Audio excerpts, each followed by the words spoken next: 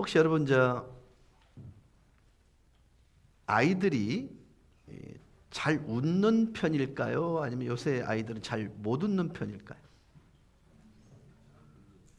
자, 한번 물어볼게요. 혼자 있을 때 웃습니까? 같이 있을 때 웃습니까? 뻥치지 마세요. 여러분, 아이들이 혼자 있을 때 웃는 모습을 못 봐서 그래요. SNS를 보면서요, 혼자 낄낄낄낄 웃었었습니다. 그 웃음을 우리 가족이 전체 모였을 때 웃으면 얼마나 좋을까? 그렇죠? 맞죠? 애들이 시켜 먹는 걸 좋아해요? 엄마 집밥을 좋아해요?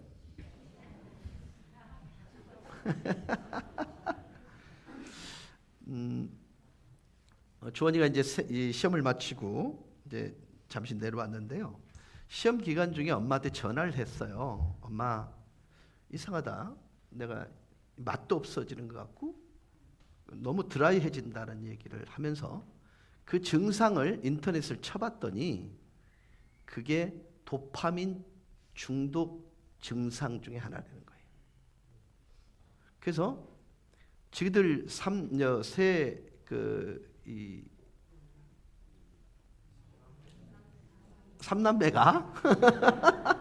삼남매가 2달 동안 문학 음식을 선포한 거예요. 이게 도파민 중독이라는 것이, 여러분, 도파민이 뭐냐면 이 중추신경계 신경 전달 물질인데요.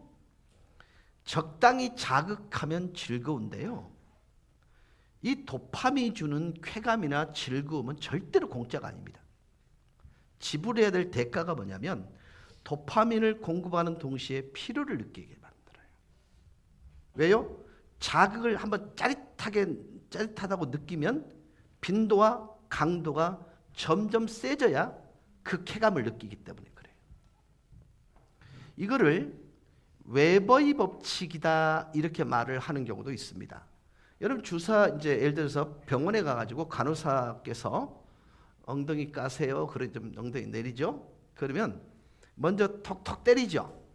그 때리는 이유가 뭐예요? 뒤에 주사 바늘이 삽입될 때 충격을 완화시켜주기 위해서예요.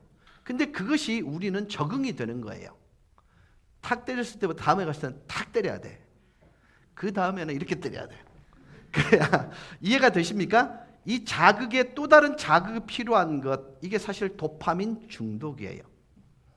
자, 저는요, 여기 있는 우리 청년들이 제 설교가 40분 설교를 한다 그러면 듣고 있는 자체가 저는 기적이라고 생각해요. 우리 중고등부 아이들은 더 기적이에요. 왜요? 요즘 여러분 유튜브는요 3분 4분을 넘지 않습니다. 그렇죠? 그런 의미에서 여러분은 진짜 도파민을 적당히 이렇게 누리는 느낌이 들어요. 이 긴 설교에 대해서 불평은 속으로 하고 얼굴은 그럴듯하게 포장하면서 길지 않아요, 목사님? 나는 이 정도는 견딜 수 있어요 라고 하는 그 모습을 보면서 우리 교회는 아직은 괜찮다라는 것입니다. 여러분, 오늘은 종교 개혁주의입니다. 제가 참 좋아하는 분 중에 한 분이 하영조 목사님이세요. 그 하영조 목사님께 물었어요. 목사님, 교회란 무엇입니까? 그때 하영조 목사님이 정말 의미 있는 말을 했어요. 제도화 되기 전까지가 교회다. 그러니까 뭐냐면 하나님의 말씀에 가미되지 않는 어떤 것, 하나님의 말씀보다 더 가미되는 것을 통해서 유지되어지는 교회는 더 이상 교회가 아닐 수 있다. 그렇게 말을 한 것입니다. 오해 없으시기 바랍니다.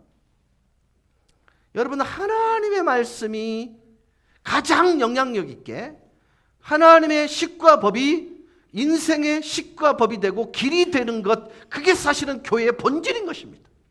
이대로 살아가는 것, 말씀대로 살아가는 것, 말씀이 우리에게 영향력을 끼치고 그 말씀 따라서 우리의 삶의 식과 법을 결정하는, 이게 사실은 교회라는 것입니다.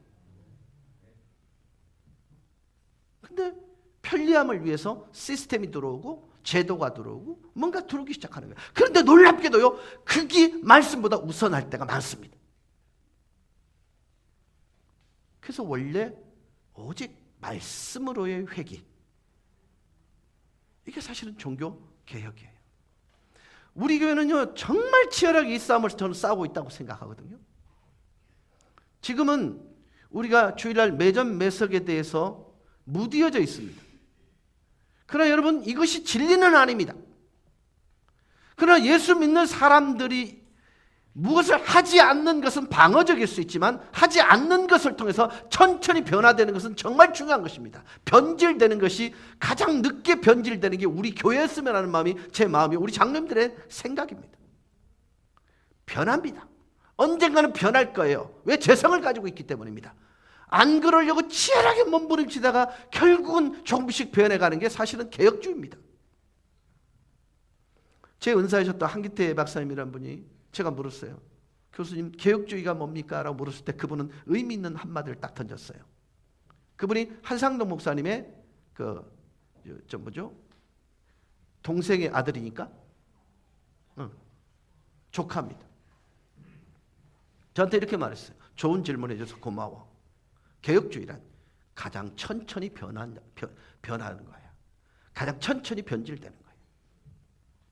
사랑하는 여러분, 그럼에도 불구하고 하나님의 말씀은 변화될 수 없어요.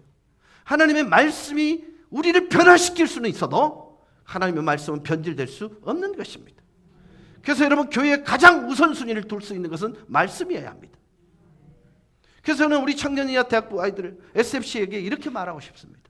여러분은 개혁주의자들이다. 칼빈주의자다.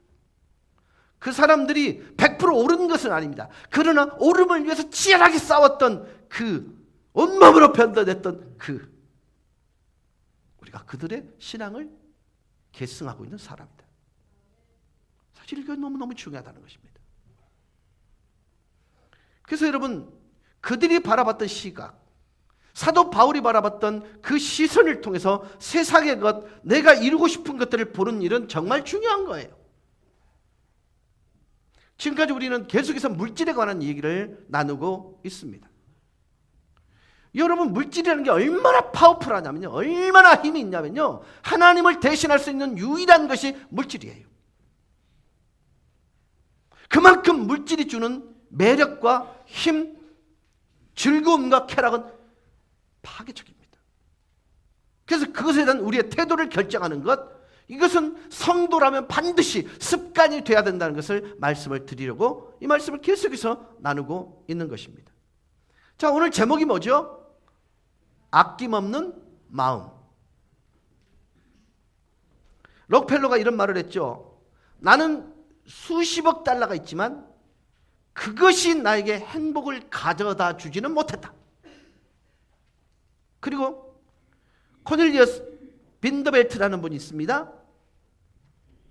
이분은요 1800년대에 2억 달러를 가지고 있었어요.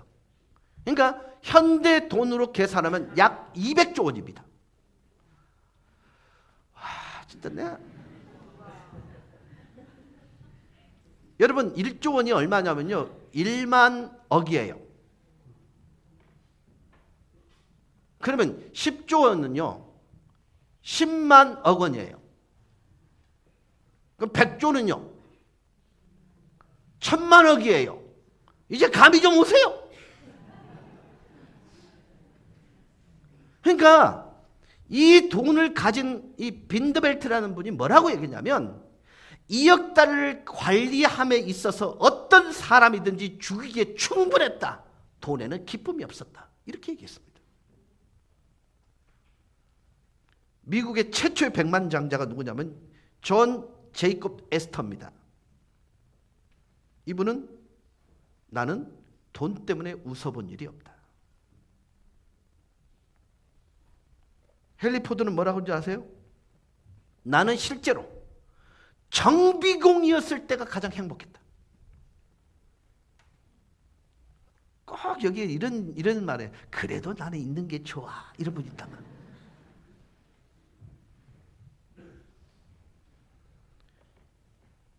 오나시스 딸 크리스타 오나시스는요 이런 말을 했습니다. 행복은 돈에 근거하지 않는다. 그 중에 가장 좋은 예가 우리 아버지다. 오나시스는요, 그 많은 돈, 그 많은 여자들을 섭렵하며 살았지만 죽으면서 나는 행복한 적이 없다 이러고 죽었습니다. 여러분, 돈은 절대 나쁜 것이 아닙니다. 가치 중립입니다. 어떤 가치와 어떤 방향에 의해 쓰여지느냐에 따라 선이 되기도 하고 악이 되기도 하는 것입니다. 그런데 여러분, 우리라는 개인이 무엇인가를 흘려보내지 않고 머물게 하는 것이 사실은 탐심이거든요. 욕심이거든요. 근데 그것이 목표로 되어 있는 것이 우리 인생들의 가장 보편적 가치란 말이에요.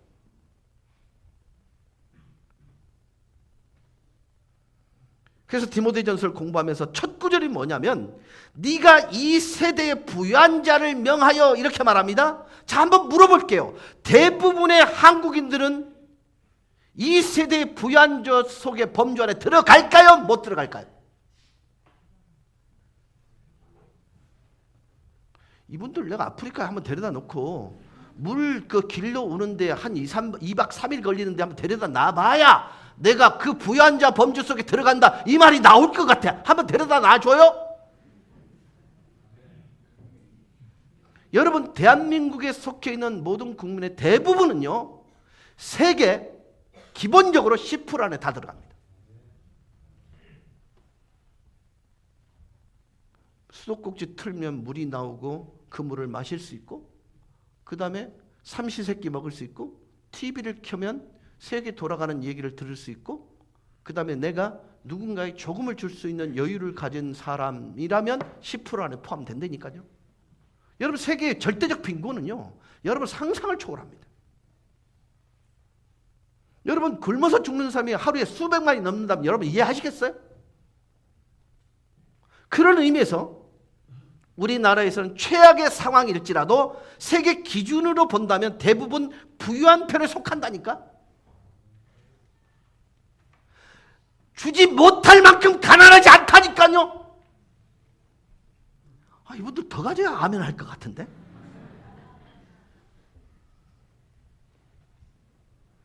그래서 사도 바울은요, 마게도니아라는 교회를 배우라고 우리에게 도전하고 있습니다.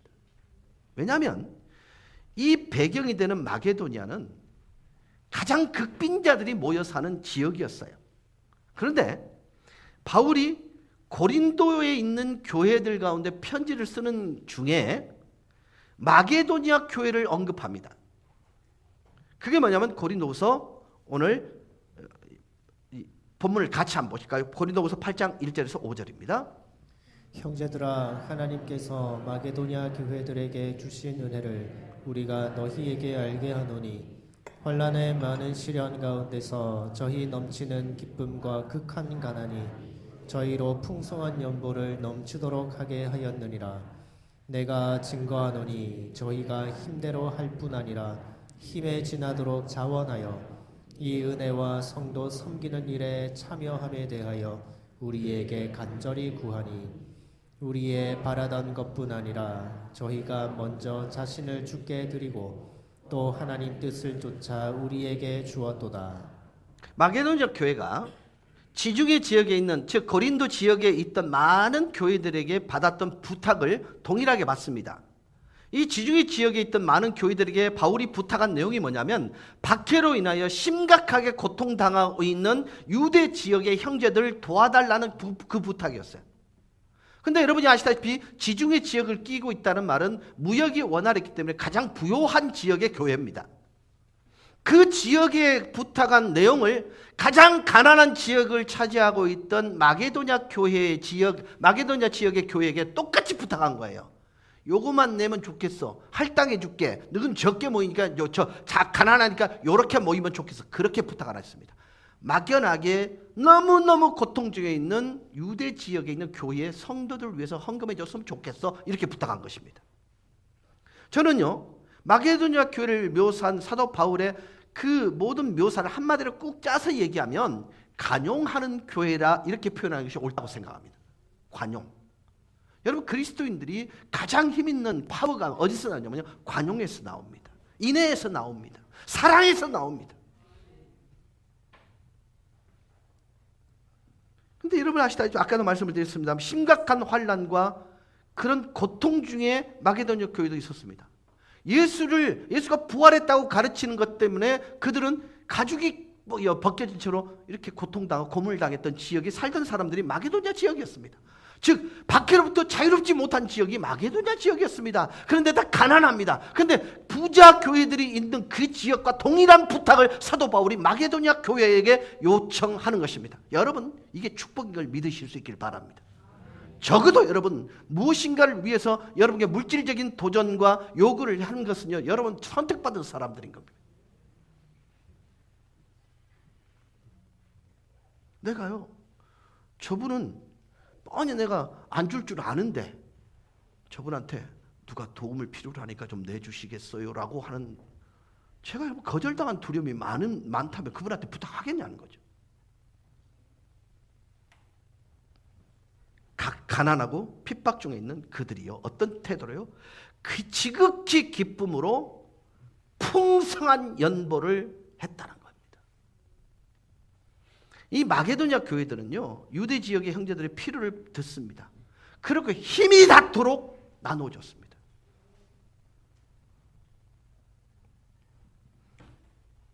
김수희 장로님이 우리 교단에 복지위원장을 했단 말이죠. 그때 전쟁이 일어나는 곳과 그 다음에 물난리를 만난 지역에 대해서 좀 돕자. 여러분 이게 순식간에 운동이 됐어요. 거기에 우리 교회가 제일 첫 수를 저는 떴다고 생각하는데요. 그랬을 때 여러분 짧은 기간 동안에 15억 장로님? 15억 5천이 모인 거예요. 여러분 저는요, 가치가 사람의 마음을 움직인다고 생각해요. 그래서 여러분 저는 적어도 이 말씀, 쭉 전해왔던 이 말씀에 대해서 여러분이 영향을 받기를 원합니다. 그래서 누군가에게는요, 생명수 같은 예수님의 선의 역할을 감당하는 그 일들을 여러분이 좀 감당했으면 좋겠어요. 하기 싫다 이거지. 그래서 우리는 그들의 필요를 듣고 나눠짐으로 인해 그들이 누렸던 영적인 부요에 대해서 부러워했으면 좋겠어요. 여러분 저는요, 우리 어머니가 쓰신 말 중에 정말 좋아하는 말 중에 하나는 신간이 편해야 돼, 이 말입니다. 이 무슨 얘기냐면 옛날 어르신들은 심과 심 사이에 뭐가 있다는 거예요. 근데 그 사이에서 걱정이 생기고 근심이 생기고 불만이 생기고 욕심이 생기고 그런데요. 근데 그 마음과 마음 사이가 편안했으면 그게 인생 전부지 뭐, 이렇게 말씀을 하시는 거예요. 그렇습니다 여러분. 행복은요 환경 유무에 따라서 결정되는 게 아니라 마음에서 이루어지는 것입니다. 그래서 사실보다 중요한 건 태도라니까요. 똑같은 상황을 어떤 시각을 보고 어떤 마음을 담고 바라보느냐에 따라서요 천양지 차이가 납니다. 여러분 보실 때 제 얼굴이 뭐 평범하겠죠. 근데 제 아내가 볼 때는 이 세상 가장 멋있을 거 아니에요. 그러면 집에 가면 집사람이 이러지 않을까요? 옛날에는 그랬지 뭐 이럴 수도 있겠지요. 근데 지금도 저는요, 내 눈에는요 가장 아름답습니다. 그러니까 다른 게 비집고 못 들어오잖아요.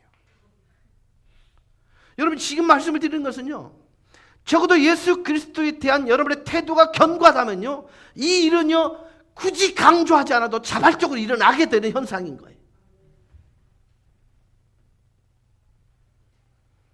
마게도냐 교회를 통해서 우리에게 원하는 하나님의 갈망은 뭐냐면요, 마게도냐 교회를 통해서 즐겨내는 관용을 너희가 배웠으면 좋겠어 라는 것입니다. 오늘 처음 나오신 어르신들이나 성도님들께 절대 이거 헌금 설교가 아닙니다.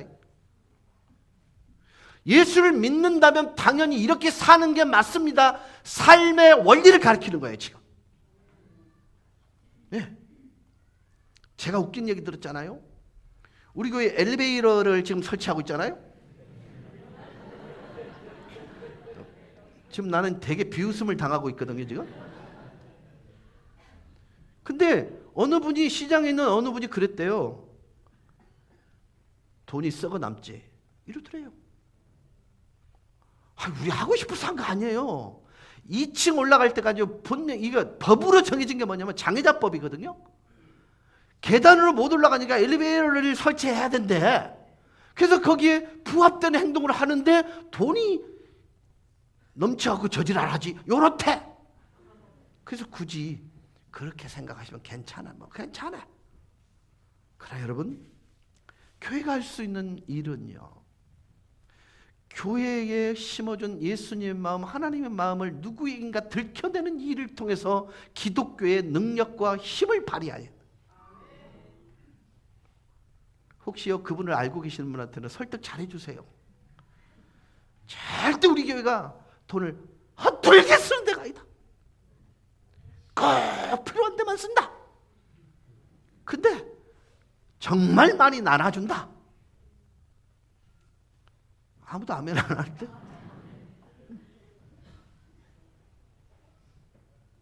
그래서 여러분, 마게도니아 교회를 통해서 우리가 배워야 할 것은요, 즐겨내는 관용입니다. 바울은요, 마게도니아 교인들이 베푼 간용의 예를 들어서 현재 우리를 가르치고 있는 거예요. 고린도후서 9장 6절 7절은 이렇게 말씀합니다. 이것이 곧 적게 심는 자는 적게 거두고 많이 심는 자는 많이 거둔다 하는 말이로다. 각각 그 마음에 정한 대로 할 것이요 인색함으로나 억지로 하지 말지니 하나님은 즐겨내는 자를 사랑하시느니라. 여러분, 현대적 가치는 뭐예요? 경제 논리는 뭐예요? 최소의 투자로 최대 효과를 낸다. 근데 성경적인 원리는 뭐예요? 심은 만큼, 심은 것을 심은 대로 거둔다. 자, 여러분, 내가 무엇을 심느냐에 따라서 내가 소득하고 내가 추수하는 게 결정 난다는 거예요. 자, 관용을 심었으면, 간용을 많이 심었으면 그것이 그 관용으로 되돌아와요.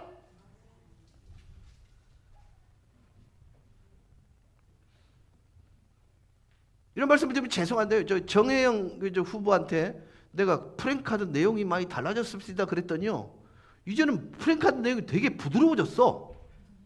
억수로 부드러워졌어. 옛날에는 막 그냥 칼날처럼 푹 찌르고 들어오는데 부드러워진 거예요. 안 거예요. 절대로 강직한 것은 부러지지 않아요. 여러분, 그리스도인들에게 느끼는 가장 큰 이 장점이 뭐가 되냐면 부드러움이에요. 온유함이에요. 관대함이어야 돼요. 근데 그것이 무엇을 통해서 드러나야 되냐면요, 내가 심는 것에 의해서 드러나야 돼요.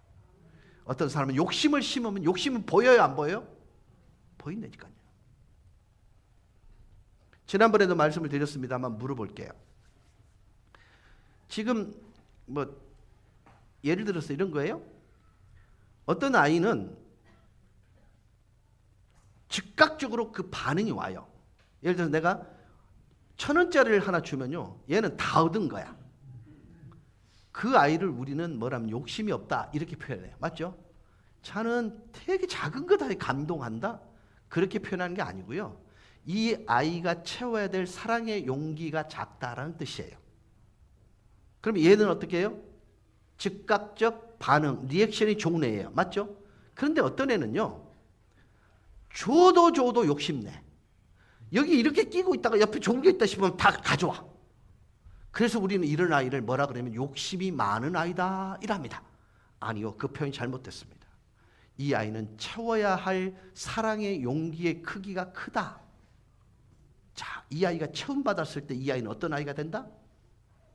누가 와도 그 아이의 인격 속에서 헤엄을 쳐도 될 만한 아이가 되더라는 것입니다. 왜 굳이 욕심으로 봐요? 나는 그렇게 안 본다. 여러분, 하나님의 갈망으로서의 풍성한 나눔이라는 것은요, 철저하게 개별적입니다. 제가 우리 교회 교인들한테 참 마음 아픈 얘기를 하는데 그 중에 하나가 뭐냐면 젓가락 숟가락 그냥 올리지 마세요 그거거든요. 교회가 하는 일 속에 내가 묻혀가면요, 하나님으로부터 상급이 아예 없습니다. 그건 그거예요. 그러나 내 개별적으로 해야 될 몫은 반드시 따로 있다라는 것입니다. 참 이분들 참 대단한 분들이세요. 안 하고 싶다는 거지 뭐. 풍성한 나눔은요 개인적인 일입니다.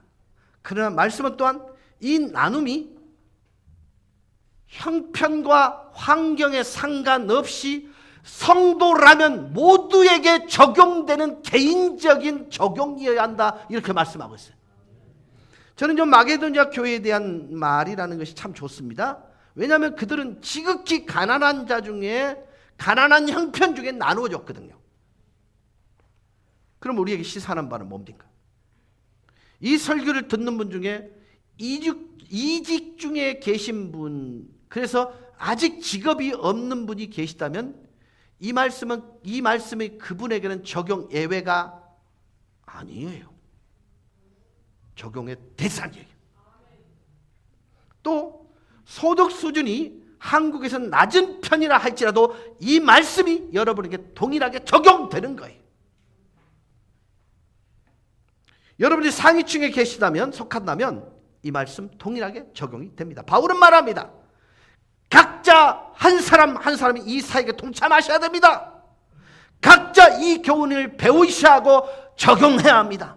이것은 지극히 개인적인 것입니다. 나이와 소득 상관없이 모두에게 적용되는 말씀이어야 합니다. 선생님아, 나누는 일을 니한테도 하나님 말씀하십니다. 그래. 너희들 좀 생활비 찾아갖고 필요한 친구에게 좀 맛있는 과자도 사주고 그래봐. 좀 썼나? 가계부 쓰고 있어? 오케이. 여러분 오해하지 마세요. 세임이는 예외사항 아닙니다. 동일합니다.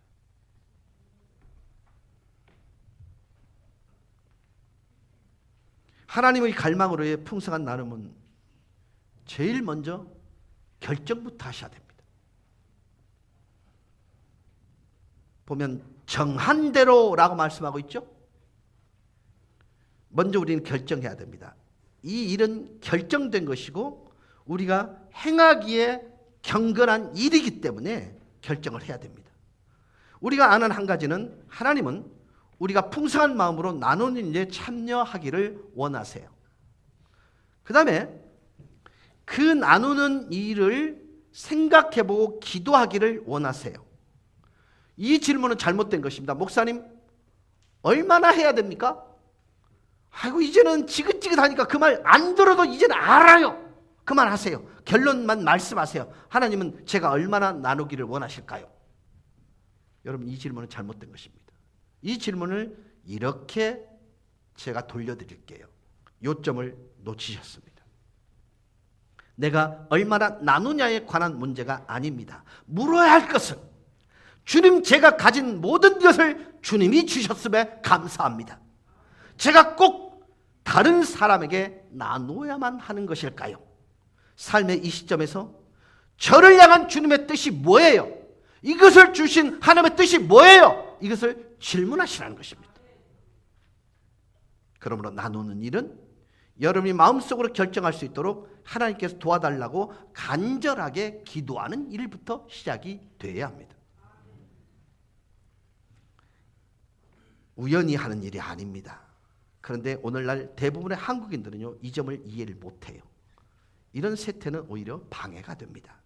하나님께서는 관용은 개인적이어야 한다. 또 결정해야 한다. 기도하고 결정해야 한다. 이렇게 말씀하고 있는 것입니다. 하나님의 갈망으로의 풍성한 나눔은 아낌없이 주는 것입니다. 바울은 우리에게 6절에서 이렇게 권면합니다. 이것이 곧 적게 심는 자는 적게 거두고 많이 심는 자는 많이 거둔다 하는 말이로다. 여러분, 많이 거두시고 싶은 것은 인지상정입니다. 근데 하나를 심어놓고 10개를 거둔다는 거 생각하는 것은 도둑놈 신법입니다. 그런 법은 없습니다. 원리는 이렇습니다. 적게 심으면 적게, 많이 심으면 많이. 한국 교회는요, 이걸 너무나 많이 은혜 속에 숨겨버렸어요.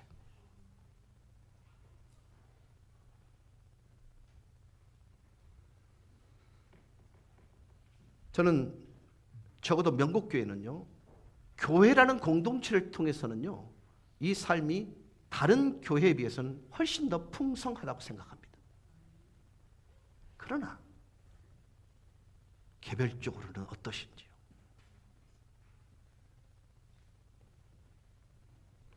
하나님께서 나에게 가르치기를 원하는 게 무엇인지 물어야 합니다.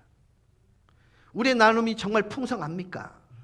퍼센테이지로 보면 놀랍게도 여러분, 적게 버는 사람이 실제로 많이 버는 사람보다 더 많이 기부합니다.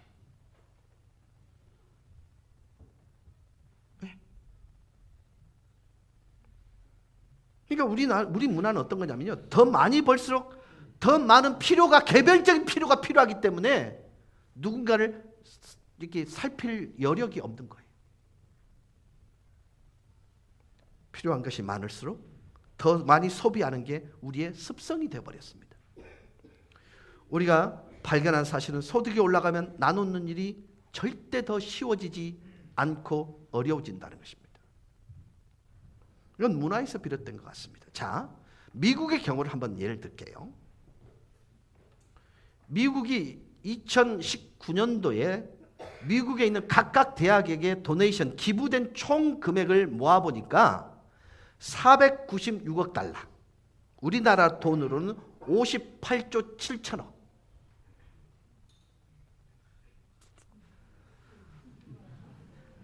그만 됐어요. 여러분, 한 해만 그렇게 모인다니까? 됐어요.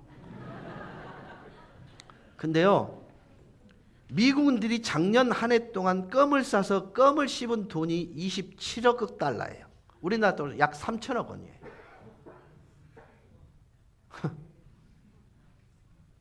우리 어머니가 그런 말을 할 때는 씹어 돌린 것이 그 정도 된다냐 그래.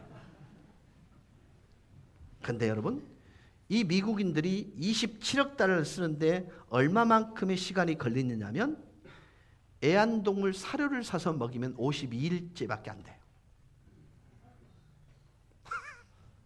근데 더 쇼킹한 것은 미국 교회가 해외 선교사들한테 지원한 돈이 약 3천억 원이에요. 3천억 원. 적은 돈 아니죠? 근데 개 사료를 먹여 살리면 52일 되면 허비되는 만큼의 돈을 선교를 위해 쓴다는 거야.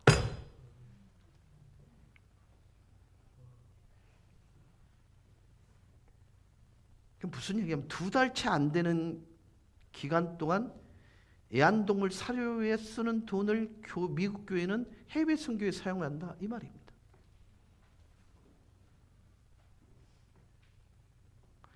자, 그러면 기부문 천국이라고 말하는 미국 상황이 이렇다면 기독교인이 20% 내지 25%에 달하는 한국의 상황은 어떨까요? 적어도 여러분, 다른 종교 단체에 비해서 기독교는 그들보다 4배, 5배 이상은 기부합니다. 네. 교리적으로 문제가 있는 거예요. 오른손이 한 일을 왼손이 모르게 하니까 안 들키는 기라. 구원받은 사람들이 감격해서 표현하는 게 그렇게 도네이션 기부를 하는 거예요. 근데 다른 종교는 구원을 얻는 조건을 하기 때문에 나발 불고 다녀야 되는 거예요. 그러니까 적게 하는 거 절대 아닙니다만은 그럼에도 불구하고요.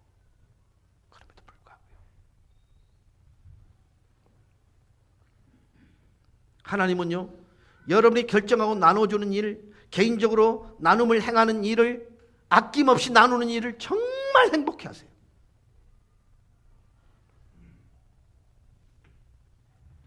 제가 여러분 농협에 갈 일 있으면 가면 우리 교인들 정말 그거 내가 볼 때는요, 팔아봐야 얼마 남겠나 싶은데 붕어빵, 과일 몇 개, 생활용품 몇 개 갖다 놓고 팔면서요, 목사님 이거 좀 드셔보셔요.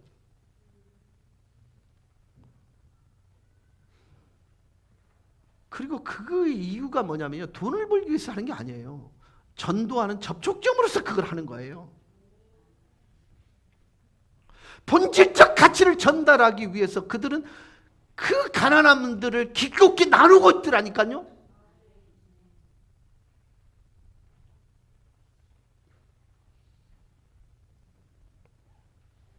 얼마나 좋아하실까. 하나님의 갈망으로의 풍성한 나눔은 기쁜 일입니다. 그래서 성경은 뭐라 즐겨내는 자라는 표현을 쓰고 있습니다. 여러분, 하나님은요 즐겨내는 자를 기뻐하세요. 사도 바울은 인색하게 하거나 억지로 하지 말라고 얘기합니다. 인색하거나 억지로 나누지 말라는 것입니다. 즐거운 마음으로 나눌 때 하나님도 즐거워한다는 것입니다. 이 즐겨낸다는 헬라적 정확한 의미는 매우 신이 나서 내는 자, 이 말입니다. 여러분, 제가요 처음 교회 갔을 때 진짜 거부감 느꼈을 때가 뭐냐면 헌금 주머니였어요. 내야 되나? 내야 된다면 얼마를 내야 되나? 그래? 이런 고민을 하고 있는데 고개 쓰고 있는데 지나가면 될걸. 그때 이 고등학생이 뭐 안다고 고개 숙이고 있으면 지나가면 되는데 가만히 서 있다?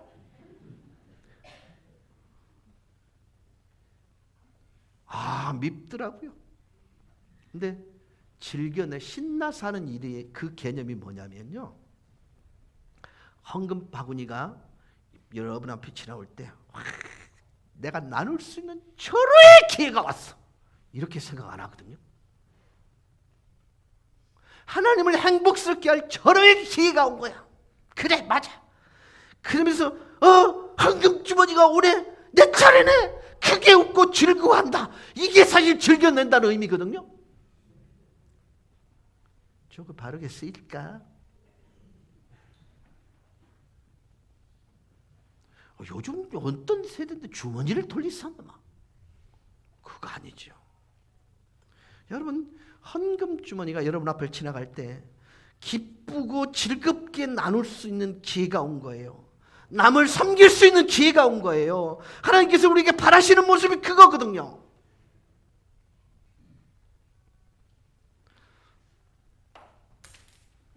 한번 따라서 합시다. 이야, 헌금 주머니가 오네. 이분들 좀 하자 좀. 예? 지금 내가 무엇을 얘기하는지 아시겠습니까? 그걸 의식하라는 거야. 하나님이 행복해 하실 것들. 왜냐면요, 내 태도가 즐거울 때 그분이 행복하시거든요. 이걸 얘기하는 거잖아요. 굳이 드릴 거 와 인상 쓰면서 드리노? 와 의심하면서 드리는데, 여러분, 헌금 설교하는 거 아닙니다. 지금 웃는 분들은 뭐 하는 분들이에요? 지금 헌금 설교하는 거 아니죠? 하나님의 갈망으로 풍성한 나눔에 대한 하나님의 약속. 자, 그러면 이것을 드리는 것으로 되돌아오는 게 뭐냐는 거예요. 여러분, 정말 놀라운 게 뭐냐면 오늘 본문은 나눔에 관련돼서 가장 길게 서술된 성경 구절이에요. 그런데 하나님께서 두 절에 걸쳐서는 우리가 어떻게 나눠야 하는지를 말하고 4배 분량의 긴 8절을 거쳐서는 우리가 그와 같은 방법으로 나누었을 때 하나님이 우리를 위해서 하실 일들에 대해서 기술하고 있다는 거예요. 신나는 일 아닙니까? 또 유치한 예를 들게요. 저희 어머니가 시장에 갔다 오면 늘 알사탕 10개를 사온다 그러셨잖아요. 근데 우리 집은 7남매라 그랬죠. 그러면 하나씩 일단 다 돌려요. 그럼 나머지가 몇 개 남아요? 3개요. 근데 이제 어머니가 나도 한 입 하자 하면 우리 작은 형은 그걸 깨사서 그냥 씹어 먹습니다. 누님이나 동생들은 딱 다물고 이 딱 물습니다. 그때 저는 너무 자원하는 마음으로 쏙 빼서 엄마 쏙 넣어드려요. 그 나머지 3개는 누구 먹? 이 간사하다고 보시면 안 됩니다. 지혜롭다. 그래서 제 아이디가 JQ잖아요. Jesus IQ. 여러분, 하나님은 그런 태도신 거예요. 우리가 이와 같은 방법으로 나왔을 때 하나님께서 나를 위해 하실 수 있는 일에 관한 거예요. 하나님은 우리가 해야 할 일을 딱 2절에 걸쳐서 이 얘기를 하시고, 그렇게 행했을 때 하나님이 우리를 위해서 무엇을 행하실지를 8절을 할애하고 있단 말이죠. 그럼 할 만하지 않느냐는 것입니다. 8절에 하나님이 능히라는 말 이후에 10개 구절이 하나님이 나에게 무엇을 해 주실 수 있는가에 관한 약속이 기록되어 있습니다. 첫째는요, 우리의 니드, 즉 우리의 필요를 공급해 주신다는 것입니다. 9절 같이 한번 읽으실까요? 하나님이 능히 모든 은혜를 너희에게 넘치게 하시나니 이는 너희로 모든 일에 항상 모든 것이 넉넉하여. 그리고 이어지는 말씀이 뭐냐면, 이것을 공급해 주시는 이유가 더 많은 착한 일을 하게 하기 위해서래요. 그러니까 이게요, 우리를 뭘 쓰고 있냐면 우리가 고의도로 가는 게 아니라 통로로 쓰시겠다는 것이에요. 그러니까 나를 통해서 흘러가는 통로로 쓰시겠다 해놓고 내가 한 것으로 기억하시겠다는 거예요.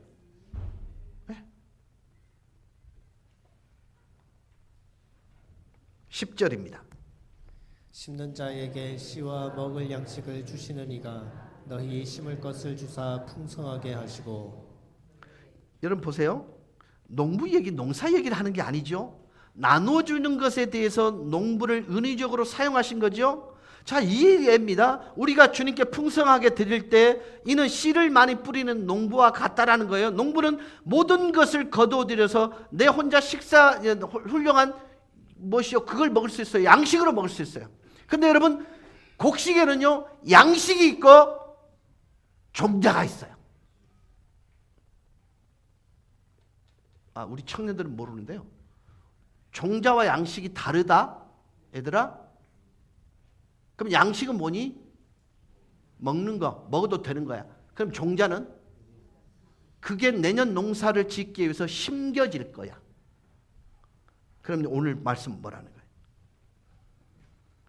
그 양식이 아닌 종자를 심었을 때 너희 누릴 양식이 많아진다는 의미가 되는 거예요. 여러분, 저는 하나님은 여러분이 나눠주는 것을 땅에 씨를 뿌리는 것 같다고 얘기해요. 나누는 것은 풍성한 수확을 가져든다는 의미가 되는 것입니다. 여러분이 너무너무 많은 나눔의 양이 커질 거라고 얘기하고 있는 것입니다. 왜 캐파가 커진다는 말을 여러분 자주 아시죠? 영역이 넓어지는 것입니다. 대상이 많아지는 것입니다. 근데 이것을 통해 우리에게 주시는 것은요, 기쁨을 넘치게 하는 것, 더 선한 일을 더 많이 도모하도록 하는 거예요. 그러니까 결론적으로는요, 내가 이 땅에 있는 동안 거룩한 허비를 위해 생존하는 것이다라는 것이 하나님의 결론입니다. 쌓아놓으면요, 가지고 갈 수 있어요. 여러분, 내가 쓰는 것만 내 거예요. 그렇지 않습니까? 하나님의 이름으로 쓸 때 그것은 내게 되는 거예요. 그러나 남겨놓으면 똥됩니다.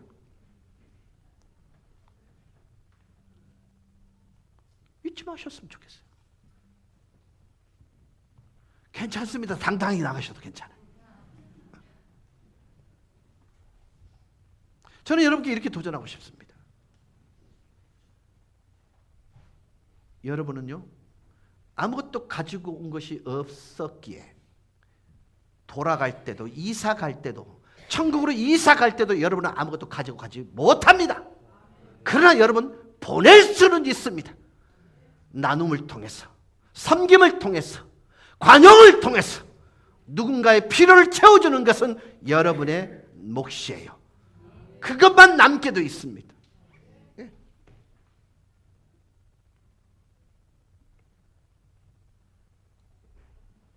하나님은 이 결과로 인해 우리가 예수 그리스도의 장성한 분량에 이르는 영적 자람이 있을 거라고 얘기합니다. 예수 닮음이 있을 거라는 것입니다. 자, 여러분, 십자가라는 그 시에 보면요, 십자가에 죽어서 행복한 남자, 행복한 사내 예수 그리스도를 묘사하고 있습니다. 얼마나 역설이에요. 예수가 느끼는 행복의 기준이 뭐냐면 하나님의 뜻에 부합된 삶이 그분의 유일한 행복의 기준점이었어요. 그러면 하나님께서 십자가에 못 박아 오고 가는 세대 모든 영혼들을 네 것으로 삼아야 돼, 구원받는 대상이 되도록 해야 돼라는 그 목표를 이루기 위해서 기꺼이 가장 고통스러운 십자가에 죽을 때 예수가 불행했느냐? 가장 행복한 예수다. 이걸 사실은 표현하고 싶었던 거예요. 여러분, 성도됨은요, 이 나눔을 통해서, 관용을 베품을 통해서 증명하는 것입니다. 성도다움을요. 여러분, 이런 말씀으로 이제 말씀을 정리할까 합니다. 그리스도인이 누구냐? 다르게 말하고, 다르게 생각하고, 다르게 사는 것을 통해 구별되는 존재가 그리스도인입니다. 여러분, 세상은 적은 것을 심어 많은 것을 취하려고 합니다. 그러나 기독교인들은 심은 것을 되돌려받기를 원합니다. 여러분, 정말 행복을 누리고 행복을 추수하고 싶으시다면 행복할 수 있는 그 씨앗을 심으십시오. 관용을 심으십시오. 나눔을 심으십시오. 그들의 필요를 심을 수 있기를 바랍니다. 그게 여러분, 성도가 가질 수 있는 가장 큰 축복입니다. 이 자리는요, 받아야만 생존할 수 있는 그런 절대적 빈곤을 가진 사람은 없습니다. 무엇이든 줄 수 있는 분들이 여러분입니다. 꼭 받아야만 되는, 그래야 생존할 수 있는 절대적 빈곤은 여러분이 아닙니다. 그래서 여러분, 누구인가 필요로 하는 것이 눈에 보인다는 말은 내게 줄 것이 있다는 말과 똑같습니다. 친절한 말 한마디도 관용입니다. 긍정적인 말 한마디도 관용입니다. 힘들지? 하나님께 기도하고 있어. 여러분, 그것도 관용입니다. 그 심음이 아름다운 싹을 내어 꽃이 피고 열매 맺는 여러분의 일상이 되기를 주 예수 그리스도 이름으로 간절히 축원합니다. 우리 다 같이 기립하셔서 찬양하며 나가십시다.